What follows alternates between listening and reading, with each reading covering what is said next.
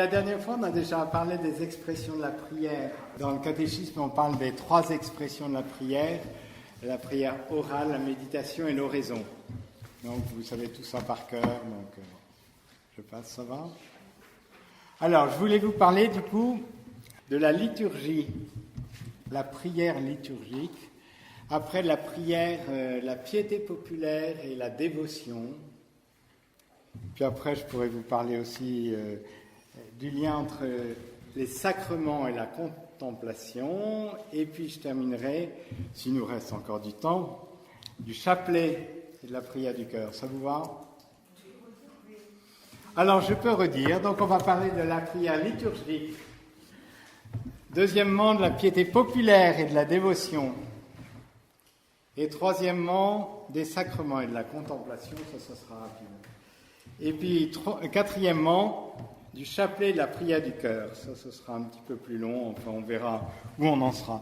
Ça va? Jusque-là, je ne vous ai pas encore endormi, malgré l'heure propice.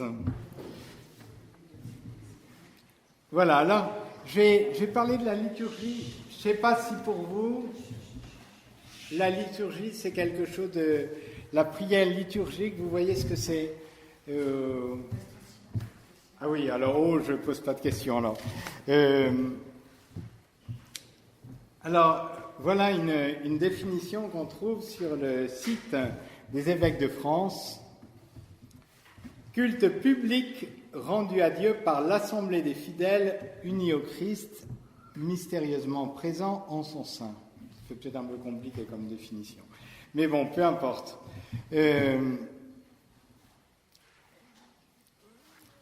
Pour prendre des exemples, ça vous parlera peut-être un peu plus.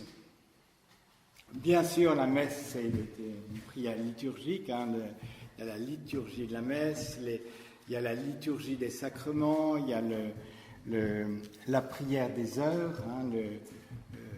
Voilà, ça c'est la liturgie de l'Église. Et puis après, l'adoration du Saint-Sacrement, le chapelet, ça c'est pas la liturgie de l'Église. C'est plutôt de l'ordre de la dévotion. Ça ne veut pas dire que c'est pas bien, hein, mais c'est pas la liturgie. Alors, mais je sais pas, alors peut-être pour, je vais avancer un petit peu. En fait, dans la liturgie, on entre dans la prière de Jésus qui s'adresse à son Père. Et c'est la liturgie, c'est vraiment la prière de l'Église, la prière du Christ, mais la prière de l'Église que l'Église adresse à Jésus et adresse au Père. Donc après cette première chose, vous verrez qu'il y a un certain nombre de points qui découlent. La première chose, c'est que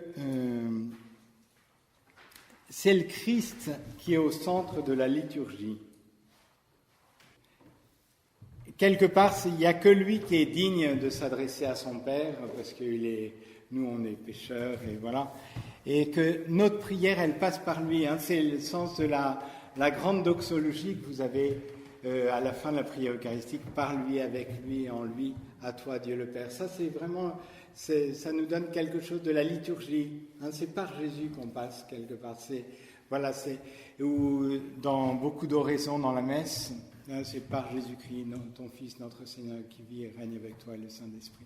Voilà, c'est par Jésus. C'est Jésus qui s'adresse à... Et nous, on entre en quelque sorte dans la prière de Jésus.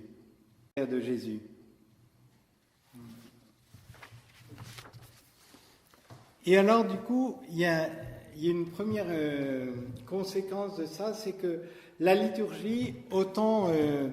si on fait une veillée de prière, vous mettez tous les chants que vous voulez, dans l'ordre que vous voulez, et voilà. Quand c'est la messe, on ne la transforme pas comme on veut. Bien sûr, on a le choix, on a un certain choix pour prendre les chants d'entrée, voilà. Mais on ne met pas la prière eucharistique avant on ne la chamboule pas, parce que ça ne nous appartient pas. Ce n'est pas notre prière, c'est la prière de Jésus. C'est la prière de l'Église. Et du coup, on n'a pas la même liberté pour... quand c'est la liturgie, on suit ce qui nous est proposé par l'Église, mais on chamboule pas tout quand c'est la liturgie. Tandis que quand c'est les dévotions, le chapelet, vous pouvez le dire différemment. Dans certains pays, on le dit un peu différemment. Par exemple, je pense, mais ça n'a pas grande importance, hein. En France, c'est le soliste qui dit la première partie du Je vous salue Marie, et puis les autres. En Argentine, c'est une dizaine, c'est lui, l'autre dizaine, c'est tout le monde qui dit la première partie, et puis... Mais bon, ça n'a pas grande importance, hein, mais ça, c'est le chapelet, on peut le modifier, vous pouvez rajouter des clausules, vous pouvez... c'est pas une prière liturgique, donc on a beaucoup plus de liberté pour les prières qui ne sont pas liturgiques. On peut les... Tandis que la prière liturgique, on a une certaine latitude, hein, bien sûr, mais c'est pas, ça nous appartient pas, c'est l'œuvre de Dieu. Alors, qu'est-ce qui dit ça? Que la liturgie est d'abord le travail de Dieu sur nous, avant d'être notre travail sur Dieu. C'est d'abord, ça doit être le... Je m'assure pas mal d'une conférence du cardinal Danels qu'il avait donnée aux évêques canadiens en octobre 2002. Ça vous émeut beaucoup, mais peu importe. En tout cas, vous pouvez retrouver sa conférence sur Internet qui est très intéressante. C'est la liturgie 40 ans après Vatican II. Donc, voilà. Et du coup, le cardinal Danels, D-A-2-N-2-E-L-E-S, qui était belge. Voilà. Et lié à ça, c'est que dans la liturgie, il y a quelque chose de beaucoup plus mystérieux. Ça ne nous appartient pas, la liturgie. Et la liturgie doit nous aider à entrer dans le mystère. Et du coup, la liturgie, c'est un lieu particulier où doit être exprimé ce sens du sacré aussi. Dans la liturgie, il y a quelque chose de grand qui ne nous appartient pas, qui appartient à Dieu. Et la liturgie, on ne peut y entrer que par la foi. Alors, je prends une chose qui me vient à l'esprit. Quelquefois, il y a des groupes de jeunes qui viennent ici, mais quand c'est des jeunes, quelquefois il y a des collèges ou des lycées, mais dans ceux qui viennent, ils sont obligés de venir, bon, ils viennent, mais c'est pas forcément opportun de leur proposer la messe. Si c'est des gens qui vont... Peut-être qu'il vaut mieux une liturgie, ou pas exactement une liturgie, une paraliturgie qui leur convienne mieux, en quelque sorte, qui corresponde mieux au niveau de foi qui est le leur. La messe, peut-être qu'on leur donne quelque chose, ils ne sont pas préparés, ça ne leur dira rien. Donc, à ce moment-là, ce n'est pas forcément la liturgie en tant que telle qu'il faut leur proposer, mais peut-être des chants, voilà. Vous sentez que la liturgie, c'est vraiment quelque chose qui est de grand, qui est l'œuvre de Dieu et où doit s'exprimer vraiment le sens du mystère, le sens du sacré.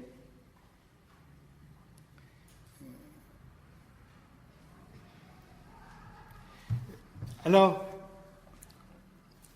à l'occasion du Concile Vatican II, comment est arrivé le Concile Vatican II? C'est certainement une des choses qui a beaucoup plus marqué, c'est la réforme liturgique à l'occasion du Concile Vatican II. Je crois que c'est le premier document qui a été publié, le premier document important qui a été publié vous allez tout savoir, le 4 décembre 1963. Et ce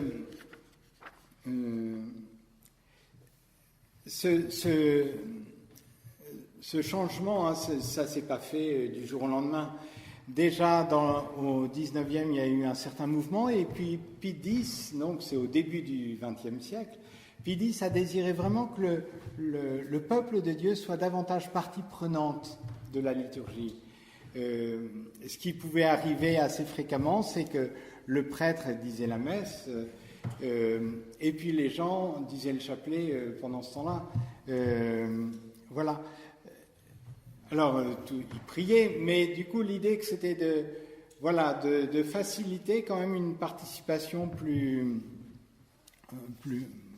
une meilleure participation des fidèles à ce qui se réalise pendant la messe. Mais alors, donc il y a eu différentes étapes. Donc il y avait Pie X, il y a Pie XII qui a écrit un document important à ce sujet-là, et c'est à partir de Pie XII, je crois en 1951, qu'on a restauré la vigile pascale. Parce que sinon, jusqu'à cette époque-là, la vigile pascale, il y avait quelques personnes un peu plus compétentes, je ne sais pas vraiment le mot, mais voilà, quelques personnes qui participaient à cette vigile pascale, mais qui passaient un petit peu, qui étaient un peu en catimini quelque part. Alors que c'est l'office par excellence de l'année, hein, où il y a des baptêmes, etc. maintenant, en tout cas. Et pareil pour la Semaine Sainte, donc c'est Pie XII qui a validé le fait qu'on redonne la valeur, davantage de valeur à la Semaine Sainte. Alors bien sûr, on l'a célébrée avant, mais là, d'une façon renouvelée. Et du coup, ça a déjà été des changements qui, par rapport à justement ce qui avait été voulu à la suite du Concile de Trente, hein, avec la messe qu'on appelle de Saint-Pie V. Hein. Du coup, mais c'était pas quelque chose de complètement, qui sortait des intelligences. C'était vraiment, ça résultait d'un travail aussi sur la liturgie telle qu'elle se faisait dans les premiers siècles. Hein. Donc voilà, pour dire quelques mots là. Pardon ? Alors le document du concile très important, c'est Sacrosanctum Concilium du 4 décembre 1963.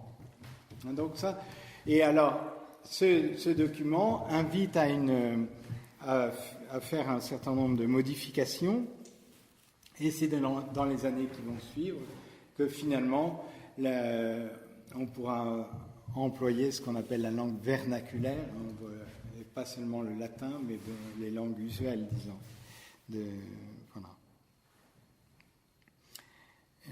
Et alors,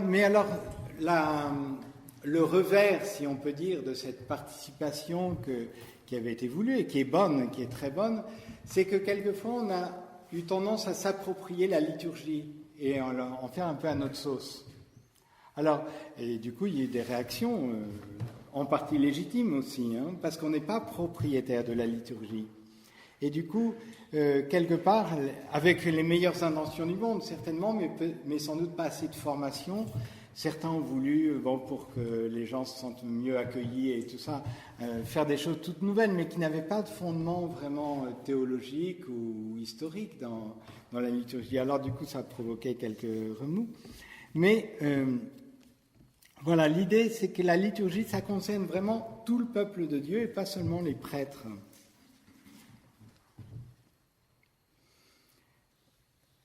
Alors, lié au fait que la liturgie, c'est d'abord la prière de Jésus, c'est d'abord la prière de l'Église, de notre part, ça suppose une certaine attitude spirituelle, une attitude, justement, alors on peut dire qu'il y a une bonne créativité, mais là, ce n'est pas la créativité qui doit être première dans la liturgie, c'est d'abord la réceptivité, l'écoute, l'attitude de foi.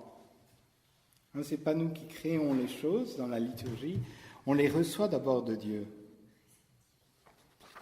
Et c'est une attitude intérieure quand même assez différente, avec une attitude plus contemplative quelque part dans la liturgie.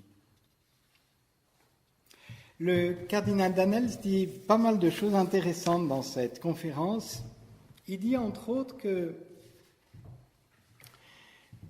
une tendance, ça a pu être dans les années 70, d'intellectualiser un peu trop les choses.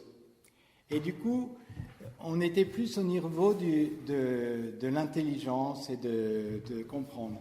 Et du coup, tout ce qui était plus sensible, on l'a un peu évacué. Mais quelque part, de prendre conscience que le mystère, on le saisit pas comme ça d'un coup. Ça suppose d'y entrer un petit peu. Alors, je vous le cite parce que je trouve qu'il le dit bien.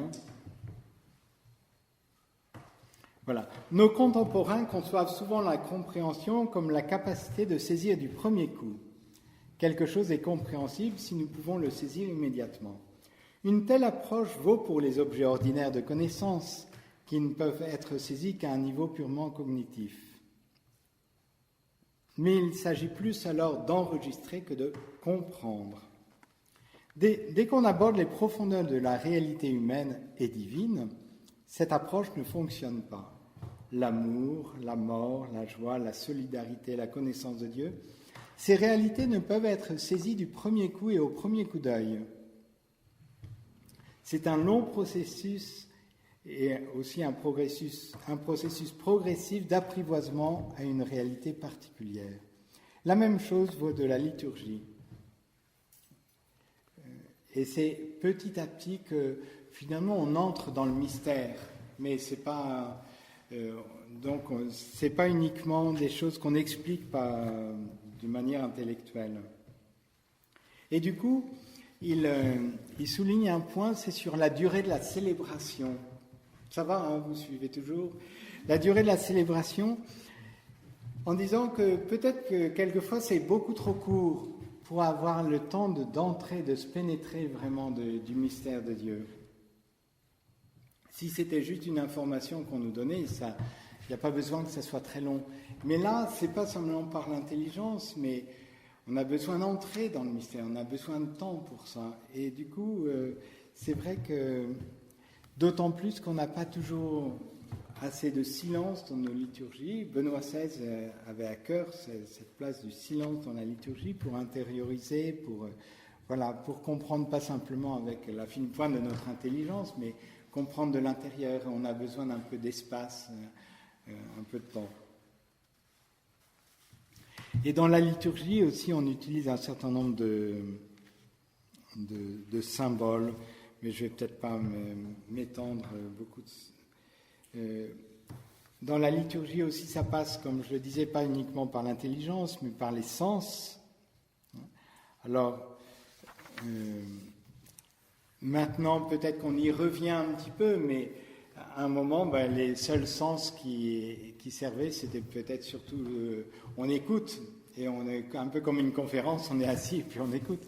Alors les yeux, peut-être maintenant, retrouvent un peu plus quelque chose parce qu'on déploie un peu plus de face aussi pour les yeux, ou avec l'odorat, avec l'encens qui, j'espère, sent bon. Voilà, il y a différents éléments qui sont importants pour la liturgie parce que on entre dans le mystère de Dieu et c'est des choses qui nous aident. Ça ne remplace pas le mystère de Dieu, mais bien entendu. Mais c'est des choses qui nous aident à entrer quand même dans le mystère. Aussi, pour donner une certaine place à l'émotion dans la liturgie, à l'affectif, alors de manière bien comprise, bien sûr. Il parle aussi, le cardinal Danels, de la catéchèse mystagogique. Alors c'est un mot barbare peut-être pour vous. Comment ça s'écrit? Alors, ça commence comme mystère, hein, où je l'ai mis. Oui. M-Y-S-T-A-G-O-G-I-Q-E. Mystagogique. En fait, c'est assez simple. C'est qu'habituellement, les baptisés, on leur expliquait un petit peu comment se passait le baptême, mais c'est après le baptême, dans la semaine après Pâques, où justement, ils faisaient d'abord l'expérience sensorielle, on pourrait dire, et après, on leur expliquait ce qu'ils avaient vécu. C'est un peu... nous, on fait souvent le contraire, mais il y a un mouvement, comment il s'appelle, bon, ça m'échappe pour l'instant, où ils refont comme une nouvelle, un nouveau post-catéchuménat, pour le néo-catéchuménat, voilà le mouvement. Hein, donc c'est des gens qui sont déjà baptisés, mais qui redécouvrent un petit peu la grâce du baptême après leur propre baptême. Mais du coup, c'est plutôt de faire l'expérience et après d'expliquer, de mettre des mots sur l'expérience qu'on a vécue. C'est un peu ça la catéchèse mystagogique. C'est d'abord entrer dans le mystère et après mettre des mots pour essayer de comprendre, pour essayer de ce qui a pu être vécu. Dans la liturgie, il y a un aspect rituel, mais il ne faudrait pas penser que la liturgie se réduit à un cérémonial. La liturgie, c'est vraiment la prière du Christ et de l'Église. C'est pas d'abord un cérémonial, mais dans la liturgie, il y a un cérémonial. Alors peut-être qu'à une certaine époque, on était très attentif aux moindres rubriques, etc. Et que du coup, on perdait de vue l'essentiel, le cœur de la liturgie, en se focalisant peut-être trop sur tel ou tel détail, des détails qui peuvent avoir leur importance, qui peuvent nous aider à entrer dans le mystère, mais qui ne doivent pas prendre la place du mystère non plus. Mais le rituel est important aussi justement pour entrer dans le mystère. On a besoin de rituels. D'ailleurs, s'il n'y a plus assez de rituels dans l'Église, dans la société civile, il y a des gens qui essaient de refaire des rituels autour de la mort, etc. Parce que dans des moments de joie ou de tristesse, c'est bien d'avoir un petit peu quelque chose qui nous guide dans notre prière. Et donc le rituel est quelque chose de bon aussi, il y a quelque chose de bon. Alors, et il y a quelque chose qui touche aussi à la vie en communauté dans le rituel. Si on change tous les jours, alors ça c'était une grande mode après le Concile, il y en a qui ont inventé une prière eucharistique chaque dimanche dans certains lieux. Alors ça leur demandait certainement beaucoup de travail en plus, mais au bout d'un moment c'est épuisant et puis au bout d'un moment ça s'appauvrit parce que voilà, la nature est ainsi faite, on ne peut pas réinventer la poudre à chaque fois. Donc il y avait de bonnes intentions derrière et de redécouvrir, mais on voit bien qu'il y a un certain confort aussi d'avoir un certain rituel. Alors il ne faut pas tomber dans le ritualisme, mais le rituel en tant que tel est bon, ça nous aide. Et puis vous savez bien, si vous faites la prière en famille, c'est bien d'avoir un petit rituel. Après, il faut savoir le varier de temps en temps. Mais ça aide de savoir qu'on commence par un chant, qu'on lira un passage, mettons, la parole de Dieu, et que voilà, on dira s'il te plaît, merci, pardon, ou je ne sais pas. Ça aide d'avoir un petit rituel. Après, le rituel, c'est pas ça qui fait la sève, mais ça aide. Voilà. Alors dans la liturgie, il y a de ça aussi. Bon, je crois que j'en ai assez dit sur la liturgie. Alors, maintenant, je vais vous parler un peu de la piété populaire et de la dévotion. Alors, voilà ce que dit le Concile. La vie spirituelle n'est pas enfermée dans la participation à la seule liturgie, car le chrétien est appelé à prier en commun. Néanmoins, il doit aussi entrer dans sa chambre pour prier le Père dans le secret, et même il doit prier sans relâche. Et alors, du coup, il y a beaucoup de formes de prière qui ne sont pas des formes de prière liturgiques. Alors, quand vous priez dans votre chambre, ça, c'est pas liturgique, mais c'est une vraie prière. Ça ne s'exclut pas, il n'y en a pas une qui est bonne et l'autre qui est mauvaise. Elles sont différentes. La prière liturgique a quelque chose d'officiel et voilà. La prière personnelle ou pas, parce que la dévotion populaire n'est pas forcément personnelle, justement, elle peut être communautaire aussi, mais d'une autre manière. Alors, justement, après le Concile, il y a eu une certaine vague, notamment en France ou dans certains pays occidentaux, beaucoup moins dans certains pays d'Amérique latine d'où vient le pape François, mais un certain mépris quelquefois vis-à-vis de la piété populaire, tout ça, où ils en sont encore là, de toucher le rocher à Lourdes. Non, c'est une vraie expression de la foi. Et il y a un document qui est paru en 2001, justement pour parler de la directoire sur les dévotions populaires et la liturgie. Et dans ce document, on voit vraiment la piété populaire comme une véritable expression de la foi. Je vous cite quelques lignes. Je trouve que c'est assez intéressant. La foi ne se mesure pas tant à la connaissance intellectuelle que l'on en a, mais à sa pratique dans les circonstances concrètes de la vie. Dans cette optique, les multiples formes de piété populaire authentique sont avant tout le témoignage de la foi des simples de cœur exprimée de façon immédiate. Le pape François est très sensible à la piété populaire et à la dévotion. Voilà. Les mêmes éléments sensibles, corporels, visibles qui caractérisent la piété populaire sont le signe du désir intérieur des fidèles de dire leur adhésion au Christ, à l'amour de la Sainte Vierge, l'invocation des saints. Toucher une image du crucifié ou de la Vierge des douleurs signifie vouloir en quelque façon être concerné par cette douleur. Faire un pèlerinage à pied en affrontant fatigue et dépenses est un signe manifestant le désir intérieur de s'approcher du mystère rendu visible par le sanctuaire. Donc ça, c'est dans la piété populaire, le pèlerinage à Saint-Jacques, par exemple.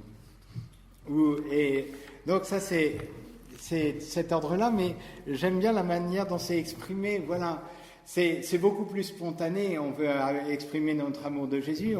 C'est pas la prière liturgique, mais c'est très beau aussi de voir les gens qui, tu fais un baiser à Jésus, ou voilà, ça c'est pas la prière liturgique, mais c'est pas défendu. Et alors il cite Sainte Thérèse de Jésus portait toujours un flacon d'eau bénite. Saint François d'Assise avait une corde, les carmes, le scapulaire, voilà. C'est aussi Saint François d'Assise qui a inventé la crèche. J'y viens. Alors ça, c'est dans la dévotion populaire, c'est pas dans la liturgie. Hein. Même si les crèches sont entrées dans les églises, mais au point de départ, c'était pas dans une église. Le chemin de croix, c'est dans l'école franciscaine aussi qu'on l'a fait, mais au point de c'est pas la liturgie, le chemin de croix.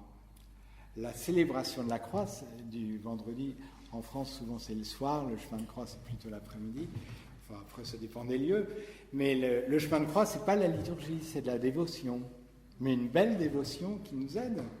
Hein, donc, il faut pas opposer, mais voilà. Le rosaire aussi. Alors, je vais y venir.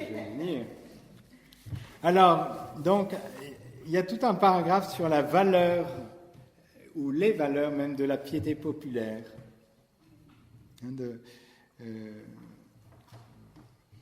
Voilà une citation encore de ce document de 2001. La piété populaire a un sens presque inné du sacré et de la transcendance. Elle manifeste une soif authentique de Dieu authentique. Une soif de Dieu authentique. Voilà. Et donc, il parle du chemin de croix et il parle aussi de la dévotion populaire autour de la mort et du culte des défunts. Et alors, il évoque aussi des dangers qui peuvent faire dévier la piété populaire. Alors, je vous lis aussi, pour être complet. Le magistère, qui tient à mettre en évidence les valeurs propres de la piété populaire, ne cesse toutefois de signaler certains dangers qui peuvent la menacer. Ainsi, la présence insuffisante de certains éléments essentiels de la foi chrétienne, parmi lesquels la signification de la résurrection du Christ pour le salut de l'humanité, le sens de l'appartenance à l'Église et la personne. Alors, l'Église et la personne et l'action du Saint-Esprit, la disproportion entre l'attachement envers le culte des saints et l'attachement à Jésus. Il y a un autre quand même, c'est quand même Jésus qui est le premier. Mais alors quelquefois il y a des choses où le contact direct trop rare avec la Sainte Écriture, ou l'éloignement de la vie sacramentelle de l'Église, on fait plein de pèlerinages, mais voilà, ou la tendance à séparer le culte des obligations de la vie chrétienne. Hein, il y a un divorce un peu entre notre vie morale et puis voilà. Voilà.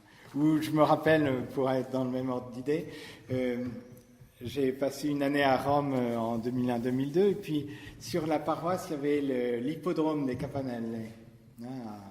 Voilà. Et donc, à côté, il y a plein d'écuries, tout ça. Et le 17, je crois que c'est le 17 janvier, on allait, c'est la Saint-Antoine du désert, donc c'est la bénédiction des animaux. Alors bien sûr, ils venaient pour qu'on bénisse leur cheval et qu'ils gagnent leur cheval. Alors il y avait une petite partie de superstition, En même temps, je trouve qu'ils nous invitaient, allons-y, après on peut rectifier un petit peu, et puis voilà, il y a des choses qui n'étaient pas tout à fait ajustées, mais bon, voilà, c'est comme ça. Pour, justement, être attentif à pas tomber dans une forme de superstition. Hein. C'est pas parce que je touche le pied de Saint-Pierre que voilà. Donc ça peut être un beau geste de foi de toucher le pied de Saint-Pierre. Il est tout brillant, hein, Saint-Pierre de Rome.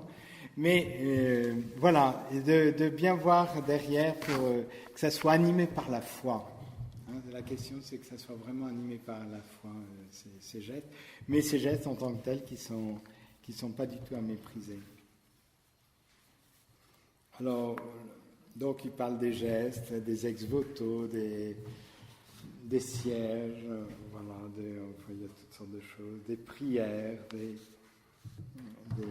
des chants traditionnels aussi, mais quelquefois il faut changer quelques couplets qui ne sont pas tout à fait ajustés. Ou voilà. Certains peuples ont coutume d'associer le chant avec le battement des mains, le mouvement rythmique du corps et de la danse. Ça, c'est pas trop en Picardie, mais voilà. Bon. La couronne de l'Avent, la crèche, les rameaux, hein, les rameaux comme voilà, ça. Voilà. Je ne vais pas trop dire. Aussi par rapport au sein, je pense en Argentine, quelquefois il y a quelques mélanges. Parce que les gens ont un coin prière, mais dans le coin prière, il peut y avoir la Sainte Vierge, la croix, bien sûr. Et puis à côté, Gauchito Hill, c'est une sorte de Robin des Bois avec des petites chapelles au bord de la route avec des choses rouges. Là. Alors ça, c'est pas du tout... il n'a pas été canonisé par l'Église. Hein. Alors, quelquefois, il y a quelques mélanges là, de dire, oui, c'est bien d'invoquer les saints, mais en même temps, il y a besoin d'un peu de discernement dans tout ça. Voilà. Ainsi que pour toute la question des reliques des saints, c'est quelque chose de beau. Et on voit que les gens sont attachés aux reliques, et c'est quelque chose de beau. Et en même temps, voilà... Il y en a... D'exhorter les fidèles pour ne pas se laisser gagner par la manie de collectionner les reliques. Bon, on n'est pas obligé d'en avoir une collection. Voilà. Bon. Alors ça, c'était quelques mots sur la piété populaire, sur la dévotion, hein, pour dire qu'il y a des choses excellentes et on a besoin de cette spontanéité des gens tout simples et de pas se casser la tête pour dire notre prière à Dieu. Voilà. Donc, à la fois, la liturgie, c'est quelque chose de beaucoup plus cadré, voilà, beaucoup plus majestueux. À côté, cette pratique a tout à fait sa place de la piété populaire, ces dévotions, je crois. Pour nous aussi, on a besoin des deux. Voilà. Après, un petit mot sur le lien entre les sacrements et la contemplation.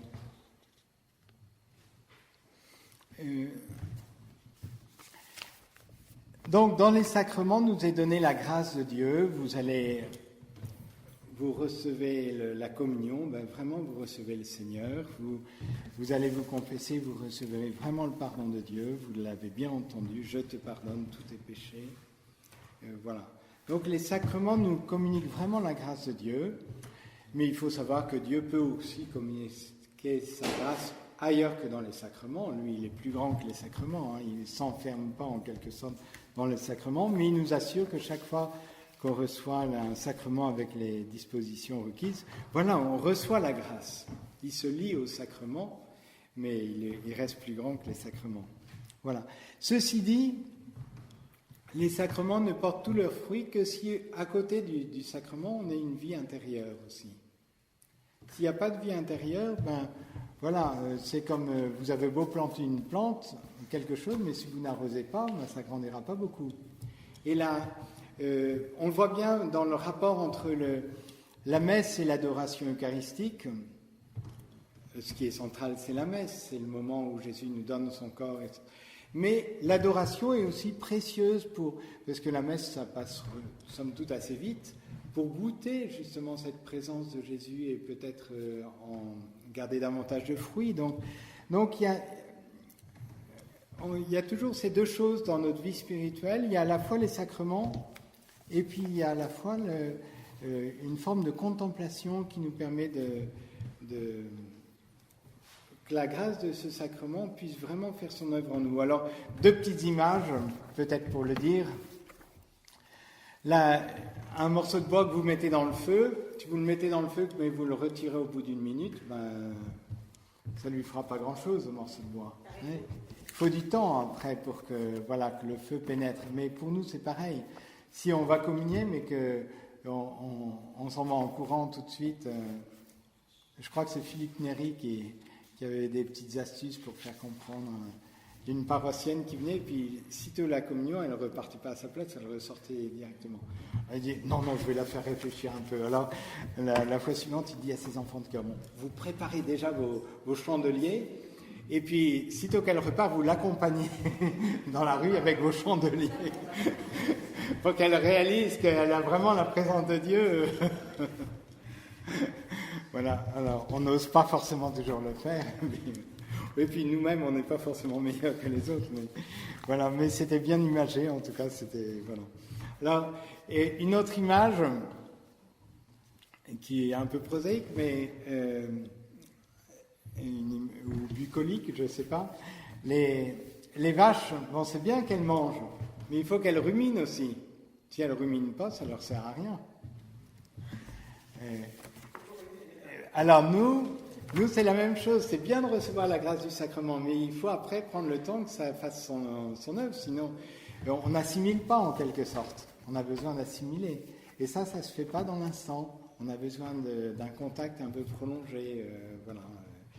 Mais vous sentez bien aussi que ruminer si on n'a rien mangé avant, c'est un peu compliqué aussi. Donc, on a besoin des deux. On a besoin à la fois de la grâce des sacrements. Il y a vraiment une grâce qui nous est donnée.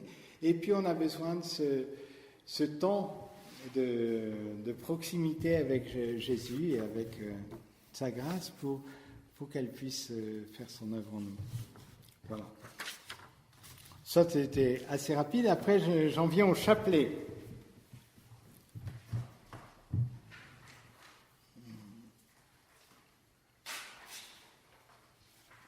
Alors, vous savez tous que... Bon, encore une fois, ce n'est pas une prière liturgique, le chapelet, donc vous le savez maintenant. Mais beaucoup de très nombreux papes, de très nombreux saints ont diffusé le chapelet. Alors, Jean-Paul II en particulier, il disait « Le rosaire est ma prière préférée. C'est une prière merveilleuse de simplicité et de profondeur. » Et il a écrit donc une lettre apostolique justement sur le chapelet où il nous a rajouté, alors ils sont trop courts maintenant, il nous a rajouté 5 mystères, les mystères lumineux. Je ne vais peut-être pas m'étendre sur l'histoire du chapelet, on pourra le faire une autre fois si vous voulez. Ce que je voulais dire, surtout à propos du chapelet, c'est qu'il y a 3 éléments qu'on retrouve dans le chapelet. Donc on récite les Notre Père, les Je vous salue Marie, mais on contemple des mystères. À chaque fois, il y a un mystère qui est annoncé. Après, la deuxième chose, c'est qu'il y a un fruit du mystère. Et la troisième chose, il y a une intention de prière. Et je pense que c'est bien d'avoir ça à l'esprit quand on dit son chapelet. Alors, notre attention se porte plus sur un aspect qu'un autre, certainement, mais de contempler les mystères. Donc, comme vous savez, il y a les mystères joyeux, lumineux, douloureux, glorieux. Si vous voulez en savoir un peu plus, vous allez voir Frère Gérard, qui se fera une joie de vous expliquer tout ça. Et du coup, le chapelet, c'est contempler Jésus à l'école de Marie. Alors, on dit bien que Marie retenait tous ces événements et les méditait dans son cœur. C'est Saint Luc qui nous dit ça. Et alors du coup, le chapelet, vous imaginez un peu Marie, là, qui retenait ces événements et les méditait dans son cœur. C'est ce qu'on fait pendant le chapelet. L'événement de l'Annonciation qui est plus encore un événement qui concerne Jésus que Marie. Alors Marie est très concernée, bien sûr, mais c'est d'abord le Fils de Dieu qui se fait homme. Voilà. Mais du coup, voilà, gardez cet événement dans notre cœur. Le chapelet, c'est pour ça, ou la crucifixion, ou tous les événements les uns après les autres, tous les mystères les uns après les autres. Alors, je vous lis ce que dit Jean-Paul II dans donc, cette lettre apostolique sur le rosaire.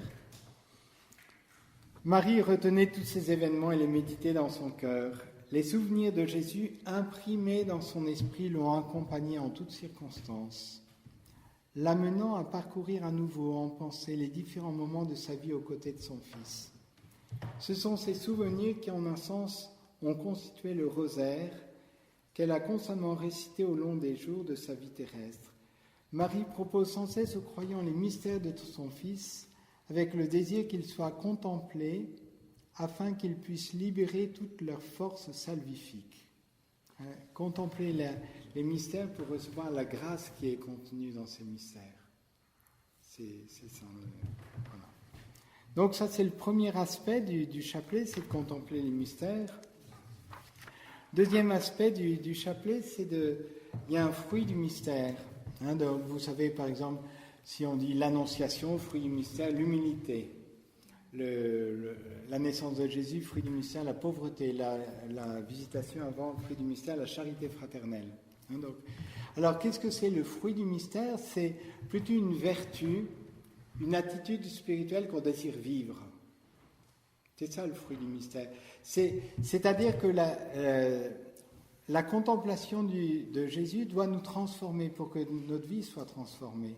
Ça ne reste pas au niveau de notre tête, mais que ça se traduise dans notre vie. Le fruit du mystère, c'est ça. Il ne faut pas se compliquer trop la chose. Mais c'est que notre foi, elle doit se traduire dans notre agir. Vous connaissez les 4 parties du catéchisme de l'Église catholique? Vous avez l'impression que je saute du coq à l'âne? Pas tout à fait. Il y a 4 parties. Le catéchisme, on pourrait dire, ça pourrait être un commentaire du credo. Mais ça, c'est que la première partie. La deuxième partie, c'est plus le mystère chrétien et la liturgie, et voilà, le mystère chrétien. La troisième partie, c'est plus la vie morale, les 10 commandements, etc. Mais voilà, et c'est une manière de dire, voilà, il ne suffit pas de savoir des choses sur Dieu. Après, ça doit nous transformer dans notre manière d'être, dans notre manière d'agir. Sinon, ça veut dire que notre foi, elle va jusque-là, mais elle ne va pas jusqu'à nos mains. Et puis après, la quatrième partie, c'est sur la prière, cette relation personnelle avec Dieu. Mais je pense que c'est très beau que le catéchisme ait ces 4 parties, parce que notre foi, c'est pas uniquement savoir des choses sur Dieu, c'est aussi que ça se traduise dans notre vie. Et justement, le fruit du mystère, c'est justement que ces choses que nous contemplons de Dieu, elles transforment notre vie. Et c'est notre vie qui doit se conformer à celle de Jésus. Alors, quand l'évêque remet le calice et la patène au nouveau prêtre pendant l'ordination, il dit « Prenez conscience de ce que vous ferez, vivez ce que vous accomplirez, conformez-vous au mystère de la croix du Seigneur. » C'est de se conformer à Jésus.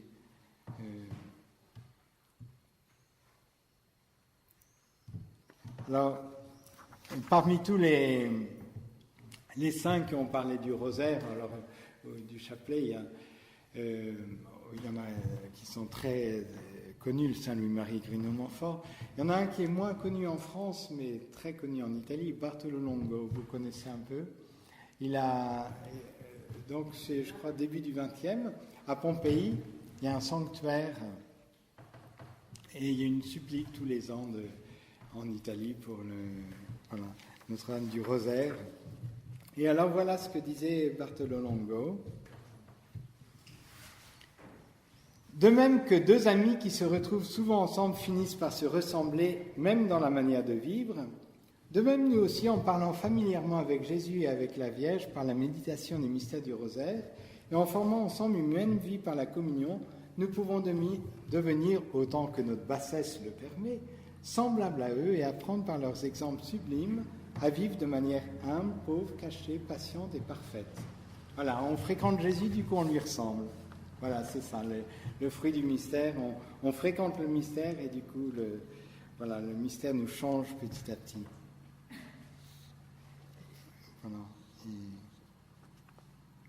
Voilà, et c'est le but de Marie, de nous aider à ressembler à son Fils. Hein, comme disait Saint Louis-Marie Grignon de Montfort, c'est... Voilà, en tout cas, elle désire faire en sorte qu'on ressemble à son Fils. Voilà.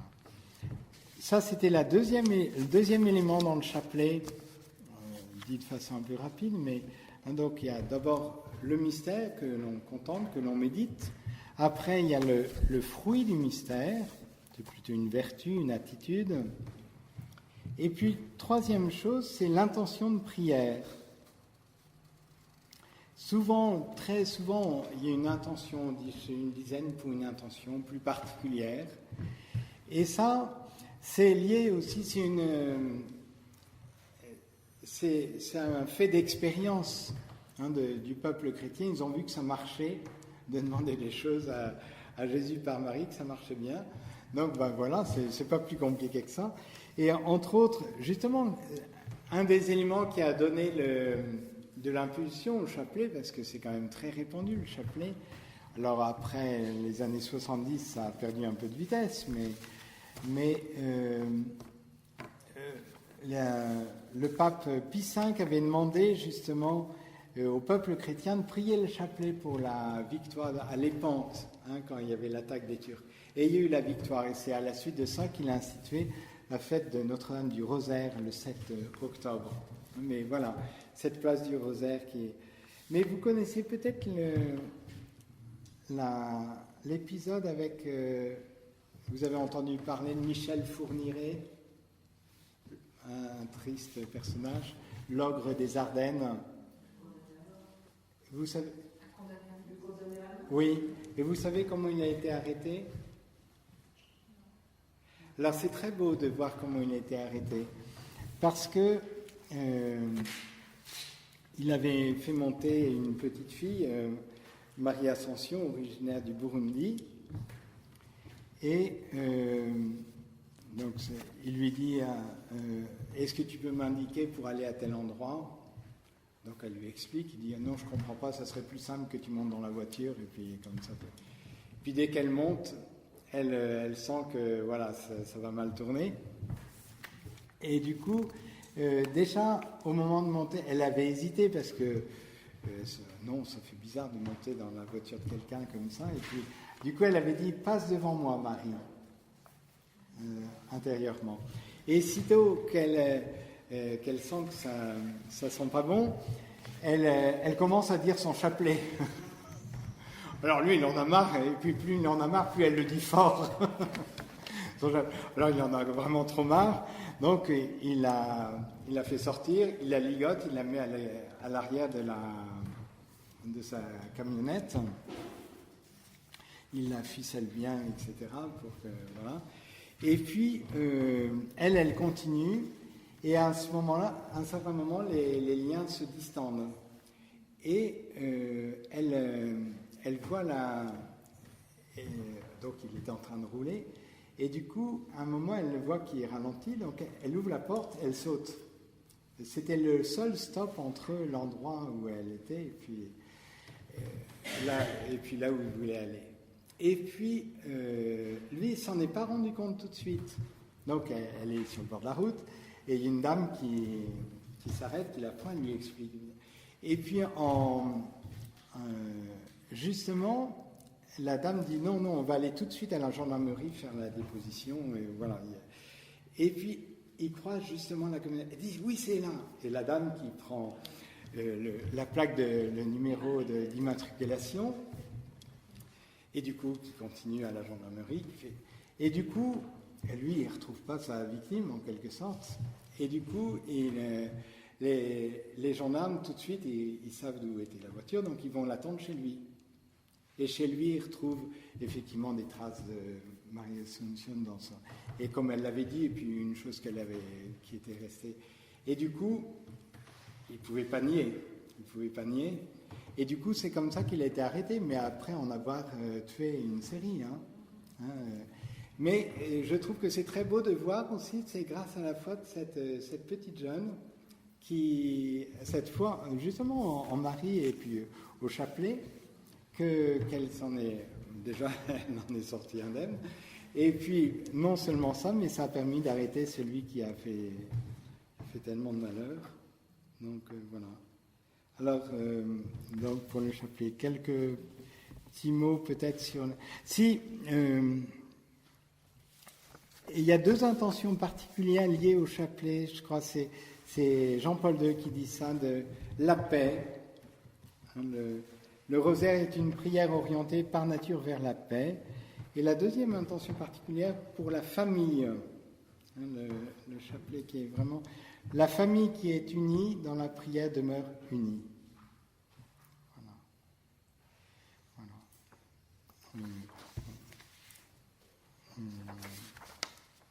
Alors la prière du cœur, vous savez ce que... Alors, ce qu'on appelle communément la prière du cœur, la prière de Jésus. Alors, la prière de Jésus, c'est d'abord le Notre Père, mais ce qu'on appelle souvent la prière de Jésus, c'est ce qui est en Orient, le Seigneur Jésus, Fils du Dieu vivant, aie pitié de moi, pécheur. Le fait de répéter. Mais je vous le dis maintenant parce que ça correspond un peu en Orient à ce qu'est le chapelet en Occident. Nous, cette prière répétitive du « Je vous salue Marie », voilà, c'est analogue. C'est pas exactement la même chose, mais ça se rapproche. Mais je ne vais pas vous en dire plus pour vous laisser le temps de poser quelques questions si vous voulez. Voilà, allez-y.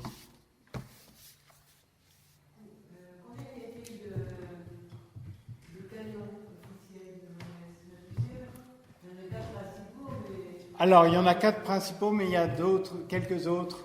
Il y a des prières pour la réconciliation, pour les grands rassemblements. C'est vrai que je pratique surtout les 4 principaux, mais les autres pas très souvent. Oui, il y en a 2 pour les enfants. Je crois, il y en a 2 pour les enfants, il y en a 2 pour la réconciliation, il y en a 2 pour les grands rassemblements, je crois. Mais à mon avis, ça doit faire une dizaine au total. Je crois, hein, mais comme je ne les pratique pas beaucoup,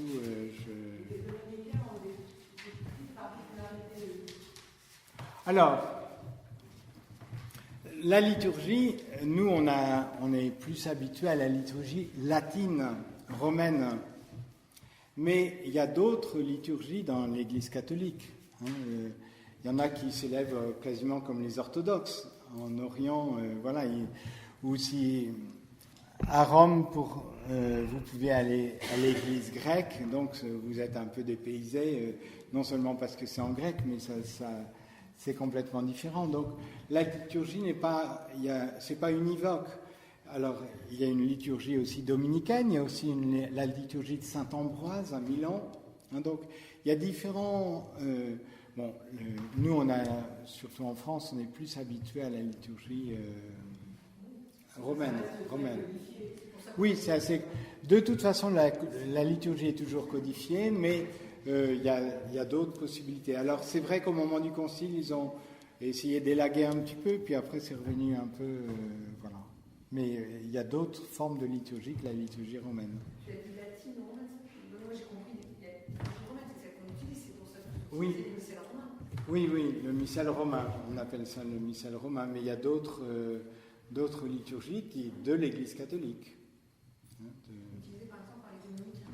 Oui, par exemple, les dominicains. Alors, après, je ne suis pas très compétent en la matière, mais où les maronites ont au Liban ou une autre une liturgie différente, mais qui est approuvée par l'Église. Toujours, il y a une approbation par l'Église. Quand il y a la liturgie, on ne change pas les lectures comme on veut.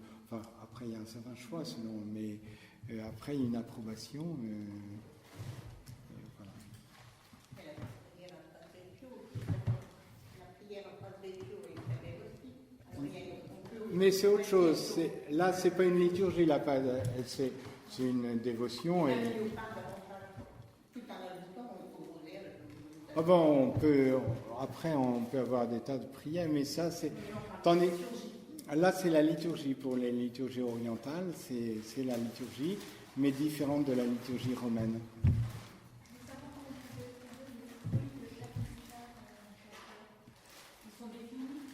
Oui, alors ils sont définis. Alors, pour les mystères joyeux, douloureux, glorieux, c'est à peu près clair. Lumineux, c'est beaucoup plus flottant. Hein, mais de retenir, je pense en tout cas de retenir que c'est plutôt le fruit du mystère, c'est voilà, une attitude spirituelle, une attitude que...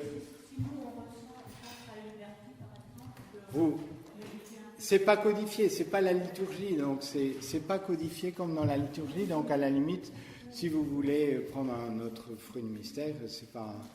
Bon, c'est bien qu'on s'y retrouve un peu, mais... Selon son cœur, on fait différentes intentions. Oui, après, là, il y a une grande liberté. Si Dominique prie systématiquement pour les familles, les frères Jean-Pierre prient systématiquement pour l'évangélisation. Exactement. Ils ont chacun leur lubie. Super.